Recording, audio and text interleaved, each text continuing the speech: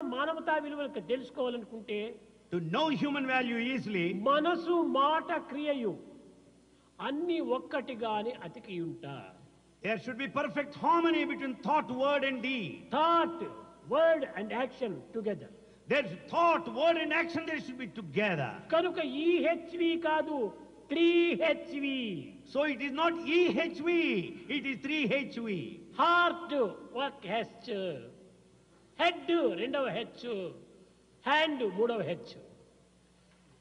So the 3H, first H heart, second H head, కనుక third హృదయంలో H hand. తచ్చినటువంటిది, మాటతో చెప్పినటువంటిది, చేతులతో చేసినటువంటి ఈ మూడింటిని ఏకం చేయి. దీనిని the proper study of man kind is man.